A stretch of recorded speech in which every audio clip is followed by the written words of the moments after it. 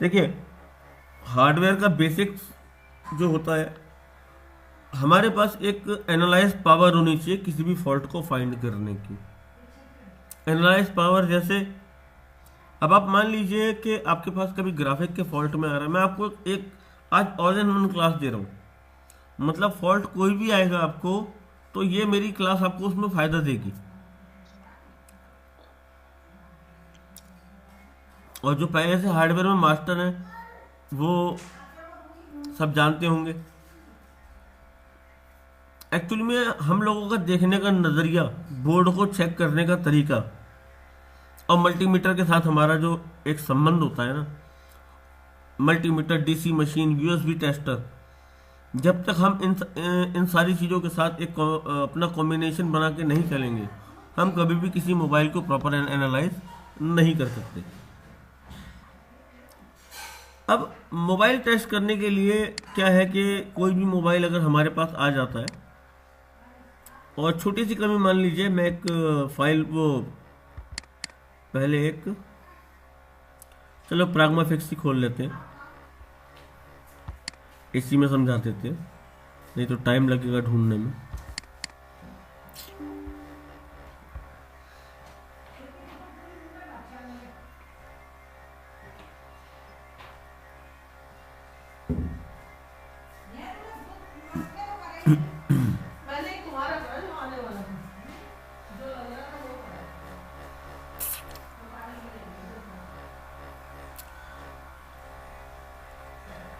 मेरी फील्ड में मैं आपको एक सक्सेस स्टोरी बताऊं।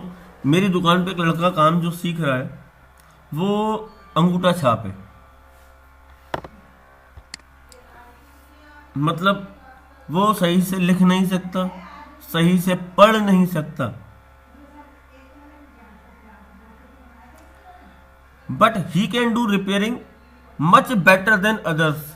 मतलब उसका जो रिपेयरिंग करने का पावर और स्किल है आज की डेट में, वो दूसरों से बहुत अच्छा है। वो शॉर्टिंग 5 मिनट में फाइंड कर लेता है किसी भी सेट की।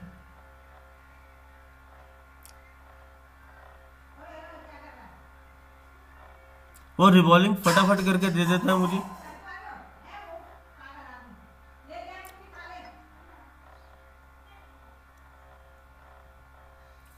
और उसकी उम्र मात्र अभी 15 साल है।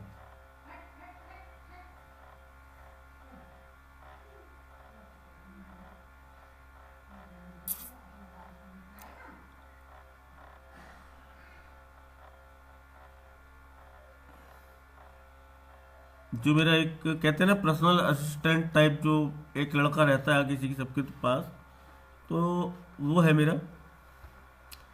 और सर वो केबल आपकी वजह से है ना जी, क्योंकि आप उनके उस्ताद हैं और इस वजह से वो ग्रूम भी हो रहा है और पॉलिश भी हुआ है। तो शुरू से मेरे पास ही रहा है। वो मेरे पास बिल्कुल नल आया था, उसे मोबाइल खोलना भी नहीं आता था जब मेरे पास आया था।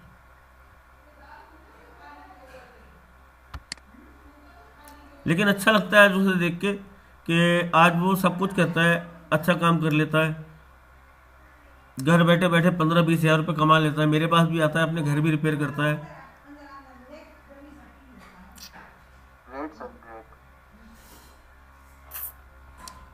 सर आपकी क्लासेस की वजह से मेरे अंदर बहुत ज़्यादा कॉन्फिडेंस आया है और अल्हम्दुलिल्लाह सक्सेस भी हमें मिली है। काफ़ी जो है ना चीज़ें के कंसेप्ट क्लियर हुए हैं। तो और मज़ीद जैसे जैसे हम लोग सीख रहे हैं, आहिस्ता आहिस्ता चीज़ों को बेहतर से बेहतर पा रहे हैं। चलिए, ये आपकी बड़ी, आपका प्यार है जो आप इतनी सारी बातें कह रहे हैं। खैर, मैं तो क्या, सर उस्ताद उस्ताद ही होता है, चाहे वो देखे ना, उस्ताद की ही वजह से हमारे अंदर कॉन्फिडेंस पैदा हुआ और आपने हमें उंगली पकड़ के चलना भी सिखाया और सिखा रहे हैं आप। और कोई भी दिक्कत होती है तो आप हमें रहनुमाई देते हैं। तो देखिए, ये आपका बड़ापन है, आपका प्यार है। तो चलो बहुत मैं बहुत आपका मैं ग्रेटफुल हूँ आपके लिए। शुक्रिया अदा करता हूँ आपका प्यार का, और उस सर माथे पे रखता हूँ आपके प्यार को मैं। बिल्कुल। तो देखिए, आज मैं आप लोगों को एक टॉपिक अलग सिखाने जा रहा हूँ। मतलब हमारे पास मान लीजिए किसी भी फॉल्ट में एक सेट आता है, टच काम नहीं कर रही, ग्राफिक नहीं आ रहे।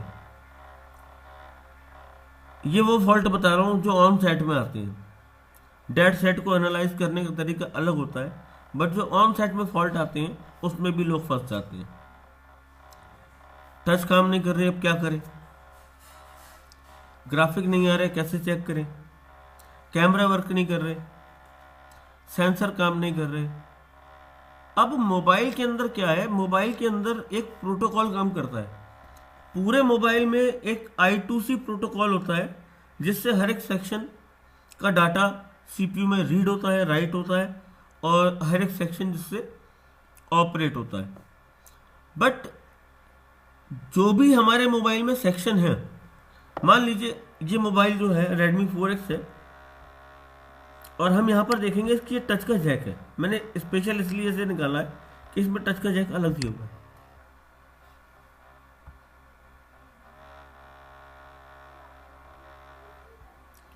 एक मिनट, ये J2301 इसका टच का जैक दिया हुआ, ठीक है। हम इसकी बात करें तो यहां पर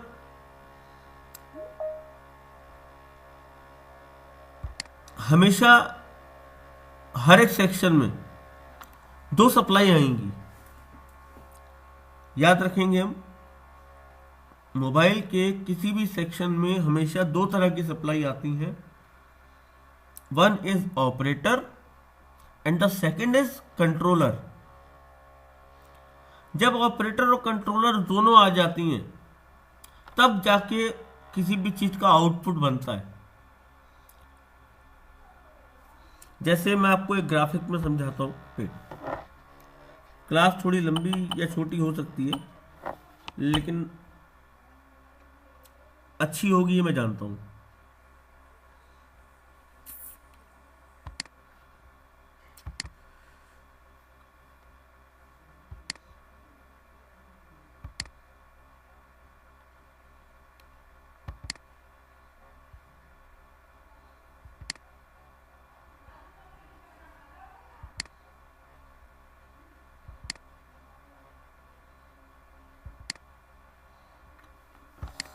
अब ऑपरेटर और कंट्रोलर क्या होता है, देखिए।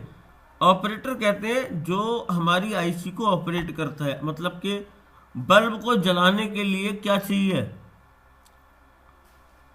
आदमी या बिजली?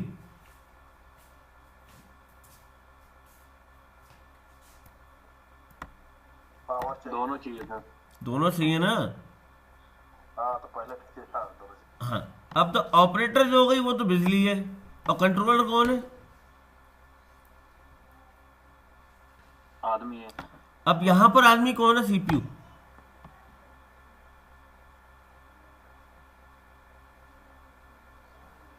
जो आपके पूरे मैनेजमेंट को कंट्रोल कर रहा है, वो यहां पर सीपीयू काम कर रहा है।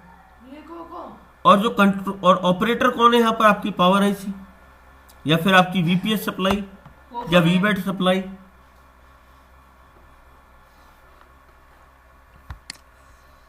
एक छोटा सा लाइट सेक्शन जिसके अंदर अगर हम देखें तो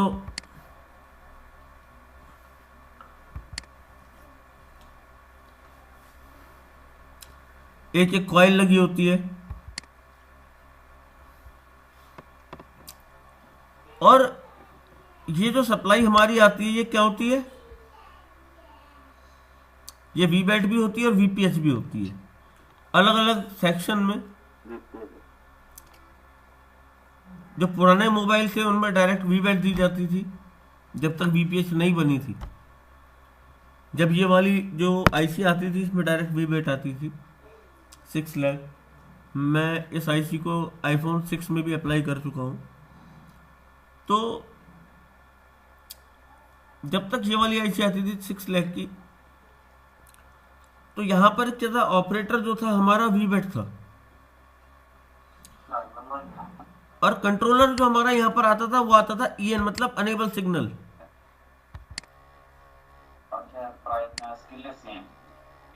अब आप मान लीजिए आपकी आईसी में सारे वोल्टेज आ रहे हैं, यहां पर 3.7 आ रहा है। ये बैकग्राउंड साउंड जिसकी भी आ रही है अपना माइक म्यूट कर लीजिए। يعطي كلمان هو واحد شهر كلمان بس عقب شهر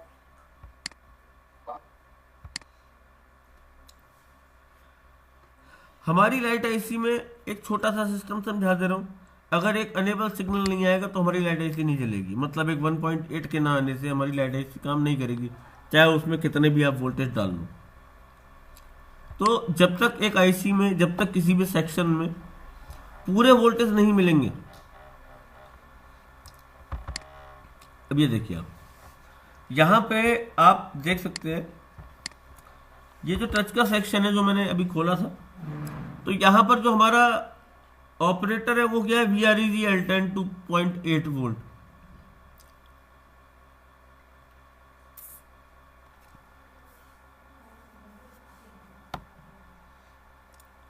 और जो इसमें कंट्रोलर है वो क्या है, हमारा I2C, TPI2C SCL, TPI2C SDA।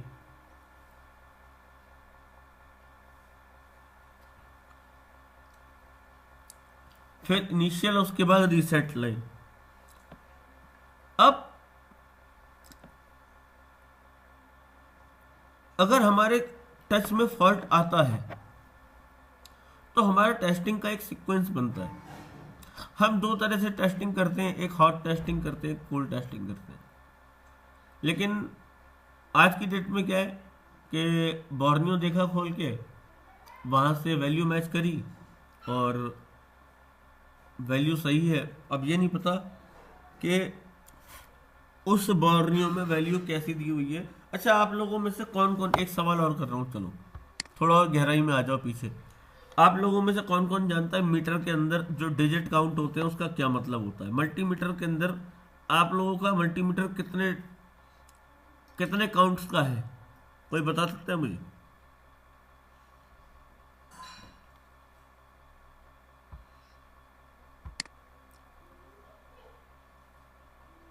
मेरा पास जो है 4 काउंट्स का है। नहीं नहीं नहीं नहीं नहीं नहीं, 4 काउंट्स वो नहीं। आपका मल्टीमीटर जो है उसमें आता है, जब आप मल्टीमीटर परचेज करोगे तो उसमें लिखा हुआ है 6000 काउंट। सर मेरे पास जो नया है ना GTX का, हाँ, वो है। कितने काउंट्स का है? सर वो मुझे नहीं पता। आपको, अगर आपको ये नहीं पता आपका मल्टीमीटर 6000 काउंट्स का है या 7000 काउंट्स का है, तो आप उसमें से वैल्यू कैसे निकालेंगे? अब मान लीजिए आपका तराजू की क्षमता है 6 किलो तोलने की, आपके पास कोई 7 किलो का वजन आ गया, फिर आप क्या करेंगे?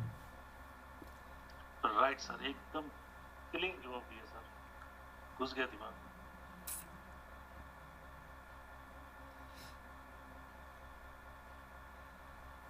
सर काउंट से मुराद आपकी उसमें वोल्टेज की रेशियो बता रहे हैं कि ये 1000 वोल्ट तक काउंट कर सकता है?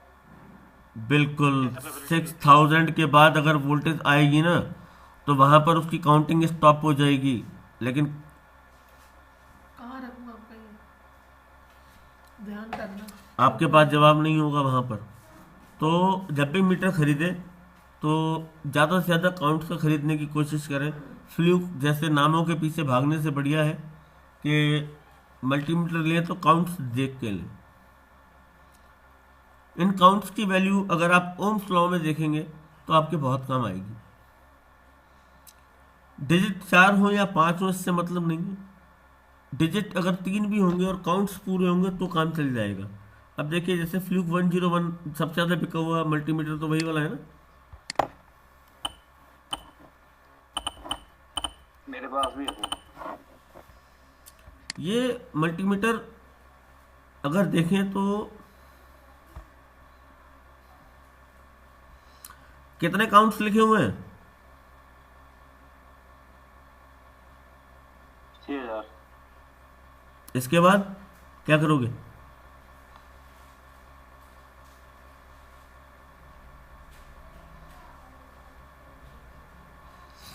अब इन 6000 काउंट्स का मतलब क्या है? अप्लाई कहाँ होती है? अब इन 6000 काउंट्स का मतलब मैं आपको समझा दूं क्या है। देखिए ये 4 डिजिट तक, ये आपका इसमें जो 4 डिजिट दिख रहे हैं, ये 4 डिजिट तक तो आपको पूरा 6000 क्लियर दिखाएगा। मतलब 4 डिजिट तक की तो इसकी वैल्यू जो आएगी वो पॉइंट बाय पॉइंट आएगी, मतलब 5999। जैसे ही 6001 हो जाएगी वैल्यू, तो यहाँ पर इसकी वैल्यू जो है वो 1 नहीं दिखाएगी, सीधे आपको वो या तो 7 दिखाएगी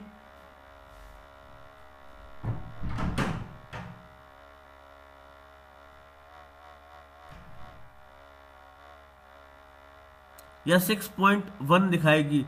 उस वैल्यू में वो क्लियरेंस गायब हो जाएगी जो आपकी 6000 काउंट तक रहेगी।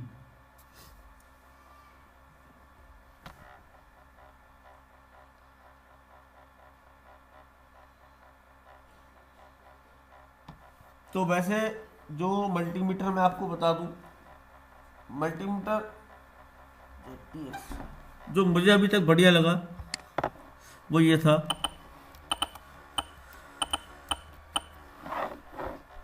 ये 99999 अकाउंट्स का मल्टीमीटर जो मैं चलाता हूँ, ये रहा। सर तो डायोड मोड में जो हम लोग लेते हैं तो उसमें कोई इसका कोई मतलब है, मतलब हाँ बिल्कुल, डायोड मोड में भी फर्क आ जाएगा वैल्यू का सर। जैसे अभी जैसे मैकेनिक यूज कर रहे हैं, जो ज्यादा चलता है, जो पीला वाला जो है, पीला ब्लू रहता है, जैसे हम लोग फॉर्मेट में जब लेते हैं ना देखिए, तो लगभग हमको लगता है कि मैं आपको एक चीज समझा दूं, आपकी जो तोलने की क्षमता जितनी साफ होगी ना, उतना अच्छा आपके पास रिजल्ट आएगा।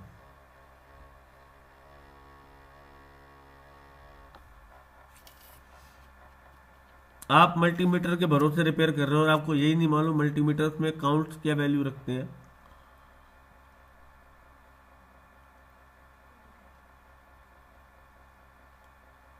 सर तो उसी कारण क्या डायोड मोड में ऑयल आ जाता है जब लोग फॉरवर्ड में लेते हैं जीआर तो? नहीं, हाँ उसी कारण ओएल आ जाता है। इस वाले मीटर में वैल्यू आएगी, लिमिट को वो लिमिट क्रॉस कर जाता है, ओएल आ गया, लेकिन इसमें वैल्यू आ जाती है। इसमें वैल्यू आ जाएगा ना? हाँ,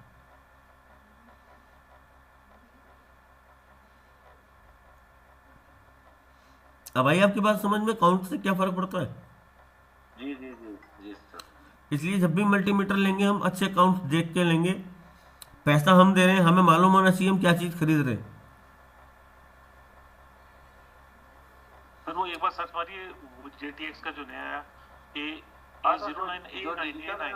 उसमें क्या है जो डिजिटल अभी जो नया निकला है जो बोर्ड है ना, क्या नाम है जी इसका? जेटेक JTX जेटीएक्स का JTX हाँ A9 है, A9 A for apple 899 A9 जी। मल्टीमीटर वेव फॉर्म में है सर, वेव फॉर्म मल्टीमीटर। हाँ ये वाला, ये वाला तो है, यही वाला। इसके काउंट्स चेक कीजिए सर।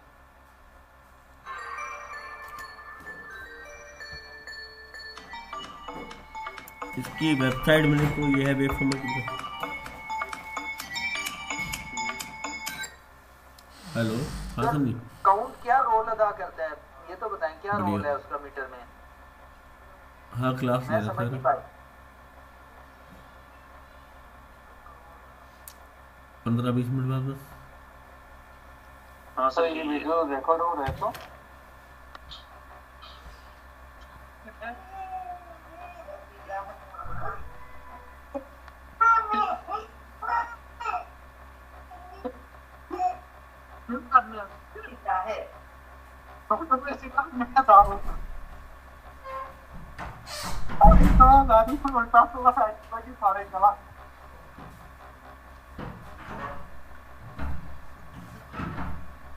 जी बाहर से कुंडी बोले ने, बाहर से कुंडी लगा दी।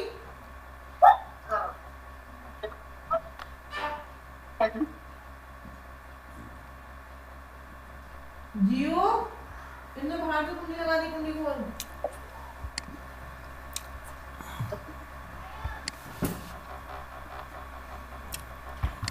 आप लोडे में थोड़ा ज्यादा Pero muy creo que le pasó un gancho gancho. Pero sí está ahí. Pura gol. Pero está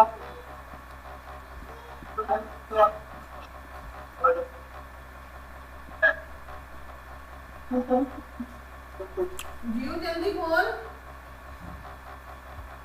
मैं एक बार इसकी कोई वीडियो देख के बता दूंगा आपको मल्टीमीटर कैसा है। फिलहाल इसकी काउंट की कोई जानकारी है नहीं इंटरनेट पे, ना ही कोई ऑफिशियल वेबसाइट पे कुछ शो कर रहा है, ना ही कोई ऑफिशियल वेबसाइट आ रही है इसकी। अरे आयु ने कुंडी लगा दी बेटे, कुंडी खोल।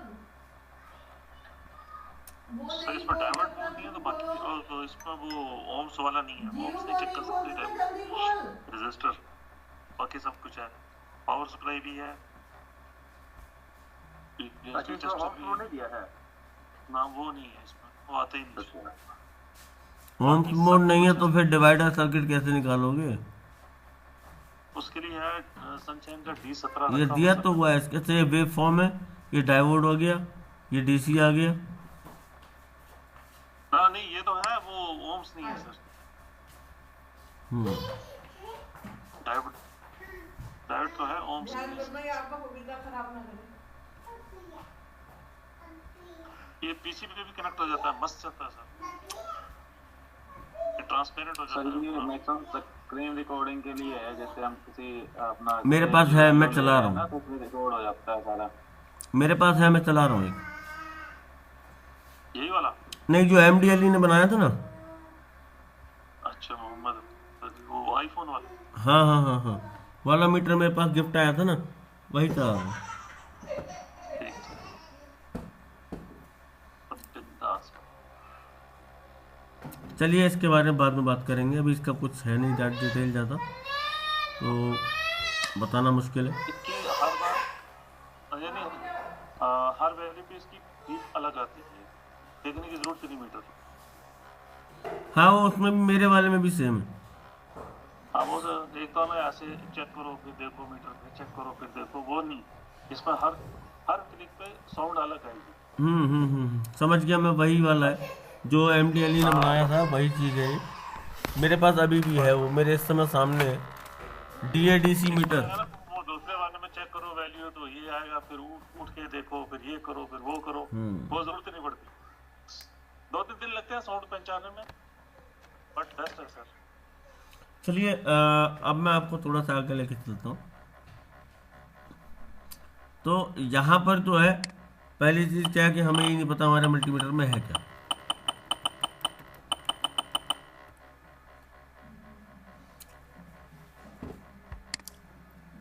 तो किसी भी सेक्शन को चेक करेंगे हम लोग, तो कोशिश किया कीजिए कि सबसे पहले आप जो इसका बेसिक सिस्टमेटिक है ना, उसे देखा कीजिए। आप लोग क्या ढूंढते हो? Direct solution. ये वाले सिस्टमेटिक आप नहीं देखोगे, आप डायरेक्ट सॉल्यूशन देखोगे। टच काम नहीं कर रही, सॉल्यूशन देखो।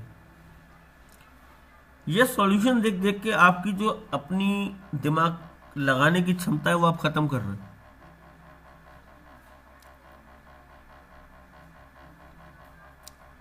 कभी कोई सेट आ गया और सॉल्यूशन नहीं मिला तो आप कहोगे यार मैं कैसे करूं। और अगर आप इसे इस तरीके से करोगे रिपेयर, पहले आप सिस्टमेटिक देखो, उसे समझो, इसके सर्किट में क्या दिया हुआ है। I2C बेस्ड है, I3C बेस्ड है, MIPI है,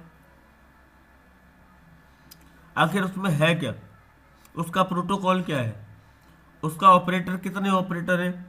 जैसे कि हमारे WTR U3000 दिया हुआ है, तो U3000 में कितने वोल्टेज आ रहे हैं।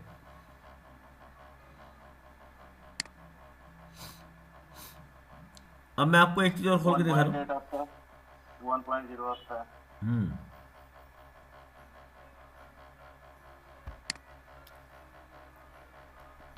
आगे बताओ, कहानी खत्म। 0.8 आता है, 1.0 और 2.8। 2.8 नहीं आता भाई इसमें।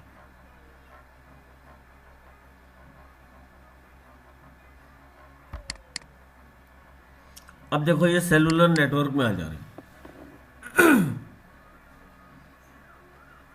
मैं कुछ आपको थोड़ा सा गाइडेंस, एक हल्का सा हिंट दूंगा कि हम लोग गलती कहाँ कर देते हैं। अब यहाँ पर नेटवर्क नहीं आ रहे तो इतना सब कुछ चेक करने की जरूरत है?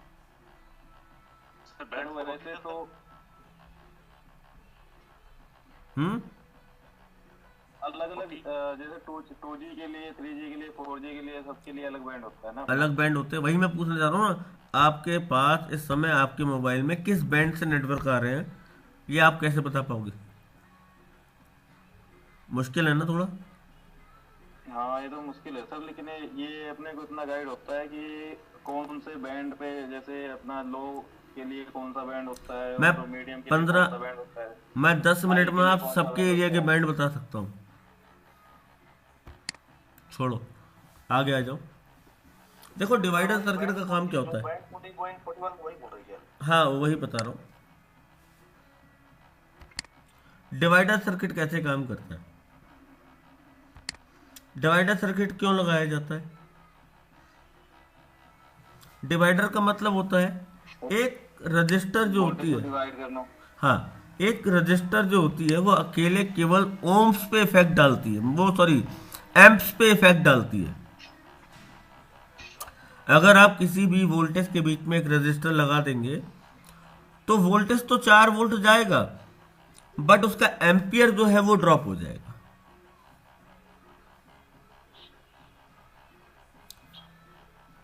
वही रजिस्टर अगर डिवाइडर सर्किट के रूप में लगी होगी तो वो एम्प्स के साथ साथ वोल्टेज को भी कम करेगी। अब डिवाइडर सर्किट इस तरह से काम करता है कि इसमें जो है हमारा, एक मिनट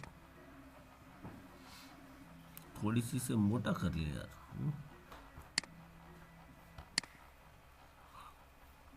पेन बहुत पतला चल रहा है, मार्कर बना दे। अरे तो बहुत इतना बड़ा मार्कर नहीं चाहिए।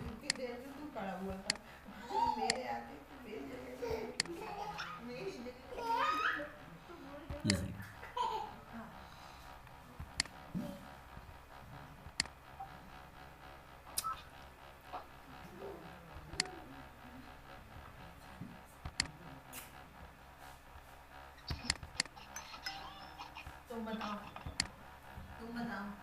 तुमने बैठ की आगे पढ़ रही है, हैं? तुम बैठ पे सो गया है? किसने कहा तुमसे बैठ पे लेटने के लिए? तुम बैठ पे चढ़ जा रही हो, भला चढ़ना सीखी है? उसे हटा दिया तुमने सीढ़ी को। तो मेन चीज क्या होती है? मेन चीज होती है सिंबल को पहचानना, और यहां पर जो आउटपुट बनेगा वो इन दोनों रजिस्टर पे डिपेंड करेगा कि यहाँ पर जो आउटपुट बनेगा वो कितना बनेगा, और यही आउटपुट आपके सीपीयू पे जाएगा। मान लीजिए डिवाइडर सर्किट हमारा चार्जिंग में लगा हुआ है, जो हमारा टेम्परेचर पे लगा होता है, और ये जो है तब तक हमारी सीपीयू हमें टेम्परेचर का एरर नहीं देगी जब तक उसे 0.7 से 1 वोल्ट के बीच में वोल्टेज मिलते रहेंगे, तब तक हमारी सीपीयू एरर नहीं देगी, किसी भी तरीके का एरर नहीं देगी। वोल्टेज टू हाई या फिर क्या कहते हैं उसे, temperature too high, temperature too low, हाँ कोई भी एरर नहीं देगी। बट अगर ये पीछे से 1.8 मिसिंग हो जाए तो यहाँ पर जो हमारा सीपीयू को जाने वाला जो हमारा आउटपुट है वो बंद हो जाएगा। ये हमारा सीपीयू में जाएगा आउटपुट, तो जब सीपीयू में कोई आउटपुट नहीं मिलेगा तो सीपीयू एरर बनाएगी।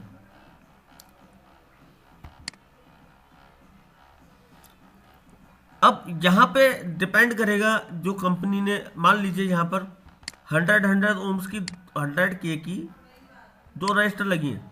अगर दोनों रजिस्टर समान वैल्यू की होंगी तो वोल्टेज आधे हो जाएंगे।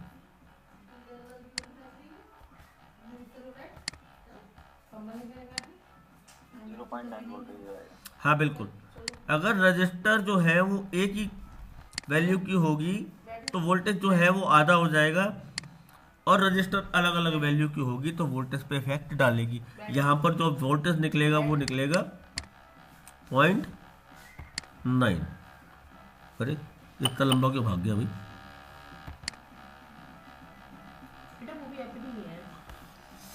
ये तब निकलेगा जब यहाँ पर 2 रजिस्टर हमारी 100K की लगी होंगी। अब यहाँ पर एक रजिस्टर तो होती है बिल्कुल सिंपल रजिस्टर, और दूसरी रजिस्टर जो होती है वो होती है थर्मल। थर्मल रजिस्टर क्या होती है, इसे हम वेरिएबल रजिस्टर भी कहते हैं।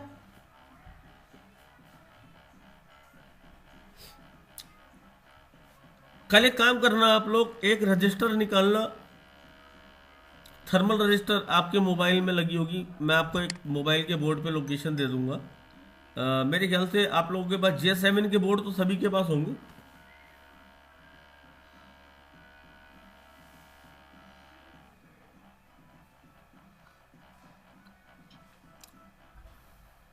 एनटीसी वाला ना सर,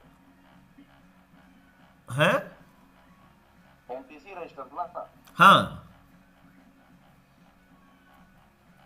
जब आप थर्मल रजिस्टर को चेक करेंगे तब उसमें एक वैल्यू आएगी, जैसे मान लीजिए वैल्यू आ रही है 50 की। जैसे वो आपकी रजिस्टर थोड़ी हीट होगी उसकी वैल्यू ड्रॉप हो जाएगी, 50 के से 40 के पे आ जाएगी, और वहां पर हीटिंग बढ़ेगी, फिर और ड्रॉप हो जाएगी, 20 के रह जाएगी। ज़्यादा हीटिंग बढ़ेगी वो 0 हो जाएगी। ये वेरिएबल होता है रजिस्टर का। और इस रजिस्टर के, अगर ये हमारी रजिस्टर ये वाली TH है मतलब थर्मल है,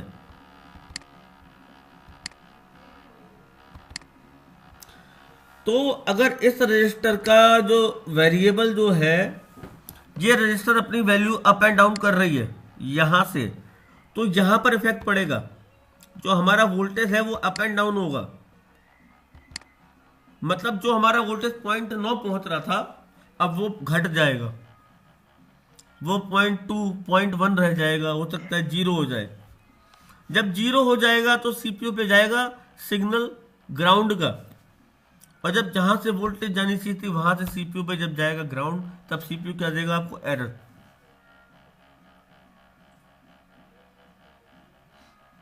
CPU पे वोल्टेज नहीं पहुंचेगा तो भी एरर देगा। CPU पे वोल्टेज ज्यादा पहुंचेगा, जैसे आपने ये थर्मल रजिस्टर यहां से खेल के फेंक दी, तो क्या होगा, तब यहाँ पर डायरेक्ट 1.8 जाएगा CPU के पास, तब हाँ तब भी एरर देगा। CPU के पास अगर ग्राउंड वैल्यू जाएगा तब भी एरर देगा, और CPU के पास अगर कम या ज़्यादा वैल्यू आएगा तब भी वो एरर देगा। तो डिवाइडर सर्किट में हमें हमेशा ये चेक करके चलना है कि जो दोनों रजिस्टर लगी हुई है वो आपस में मिलके 0.7 to 1 वोल्ट के बीच में करंट ही CPU को दे रही है, इससे कम या ज़्यादा करंट तो यहाँ से पास नहीं हो रहा। अर्षद, मेरी बात समझ आ रही है आपको?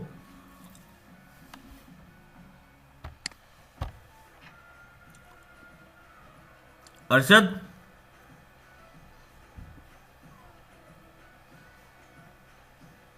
माइक म्यूट है आपका।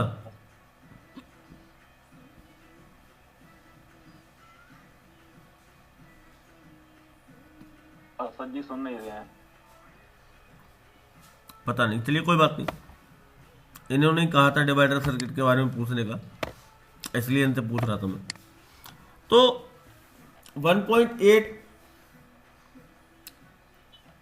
इनपुट रहेगा, रजिस्टर की वैल्यू अलग अलग हो सकती है,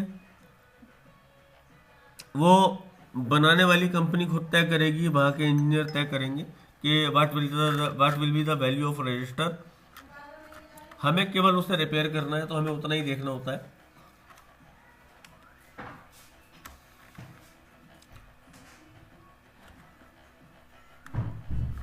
तो इस तरह से एक डिवाइडर सर्किट होता है, और इस तरह से एक डिवाइडर सर्किट प्रॉपर काम करता है कि किसी भी वोल्टेज को डिवाइड करने के लिए डिवाइडर सर्किट बनाया जाता है। तो पहली चीज आप लोगों को मैंने क्या समझाई थी, एक ऑपरेटर होता है, एक कंट्रोलर होता है। अब आप आज के बाद जब आप मोबाइल चेक करेंगे तो आप उसे आप किसी भी फॉल्ट को 2 पार्ट में डिवाइड करके चेक करेंगे, एक ऑपरेटर, एक कंट्रोलर। कुछ आसानी होगी चेक करने में? जी सर। अभी तक कैसे चेक करते थे वोल्टेज आ रहा है नहीं आ रहा, या CPU की लाइन कौन सी? नहीं, 2 लाइनों को अलग में बांटो। पहले ऑपरेटर क्या है, कंट्रोलर क्या है, उसके बाद प्रोटोकॉल क्या है। 3 चीजें आपको लेके चलनी है बिल्कुल सही से अपने साथ में, कि हमारा जो मोबाइल है जब हम उसे रिपेयर कर रहे हैं तो उस मोबाइल के अंदर ऑपरेटर क्या है,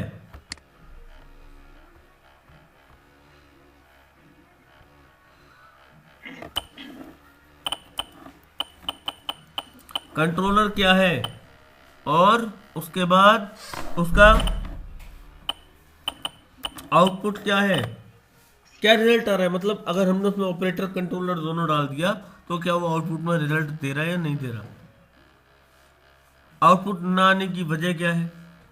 तो ये सारी चीजें होती है जब हम रिपेयर करते हैं तो हमें देखनी पड़ती है। तो होप आपको आज की क्लास कुछ पसंद आई होगी।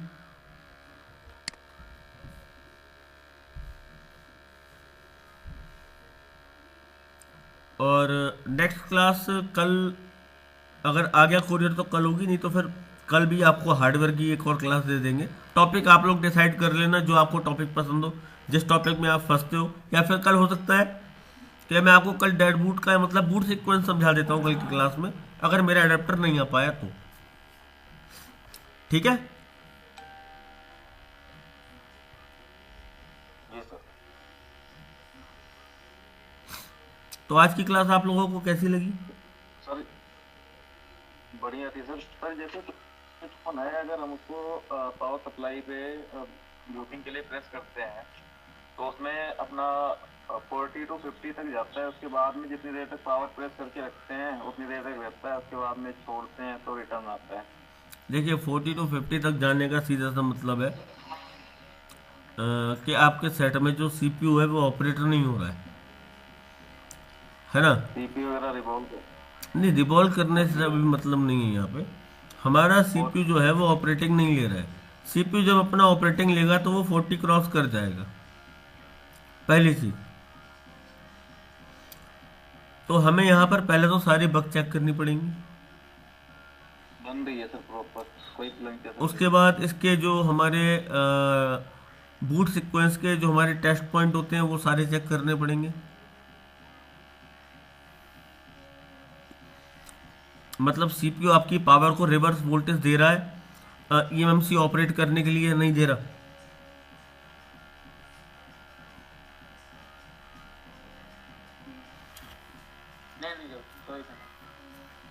देखिए पहले सीपीयू ऑपरेट होगा और सीपीयू उसके बाद आपकी पावर को एक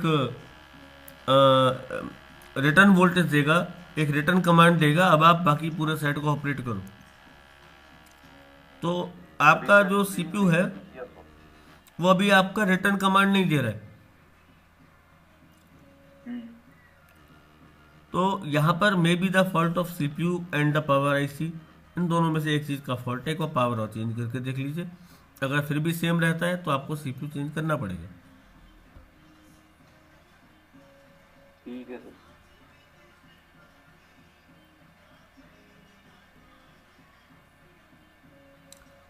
इसमें एक बार आप ये देख लेना पावर ऑन रीसेट लाइन आ रही है या नहीं आ रही। ऑन रीसेट 1.8 बन रहा है सर, चेक कर लिया मैंने। 1.8 बन रहा है, और क्या क्या बन रहा है? सर इसके बग सारे बन रहे हैं, पियोन रीसेट बन रहा है, और जो क्या कहते हैं अपना एक होता है, मतलब 2 लाइनें होती हैं। एक मैं स्कीमेटिक देख रहा था 9A से, मैं उसको कर रहा था, है तो वीवो का सेट है MTK का, तो पावर प्रेशर काउंट CRP है। BA12 भी चेक कर लिया है। PS होल्ड आ रहा है? हाँ PS होल्ड नाम से नहीं है सर, किसी और नाम से है इसमें, मैं देख रहा था वो बन रहा है दोनों। यानी कि जो अपना CPU पावर को देता है, और हाँ वो क्या नाम है इसका, देखो PS होल्ड अगर आ रहा है और PS पावर सप्लाई वो भी आ रहा है तो आपका फिर पावर काम नहीं कर रहा ना आगे। एक बार ये देखो कि आपकी बाकी ईएमएमसी पे 1.8 2.8 जनरेट हो रहा है, नहीं हो रहा। ईएमएमसी के वोल्टेज चेक करने पड़ेंगे सर, वो नहीं कर पाया मैं। हाँ पहले ईएमएमसी पे भी चेक कर लो एक बार, वहां पर वोल्टेज जनरेट हो रहा है या नहीं हो रहा।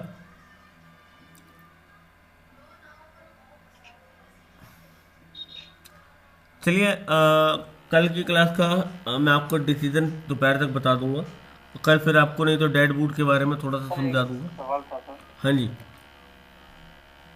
सर ये फोन आगे 70 आया था मेरे पास, तो उसका अगर मैं सीपी ज़्यादा स्केच हो गया सर, तो सीपी चेंज कर रहा हूँ तो सर उसमें क्या वो ये फिर आरपीएम भी 3 निकलना चाहिए सर, मीडियाटेक सीपीयू है कौन सा है?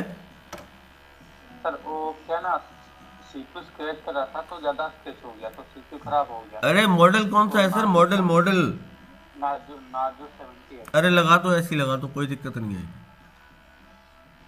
चल जाएगा सर, चल जाएगा, सीपीयू लगा देना सर। चलेगा चलेगा।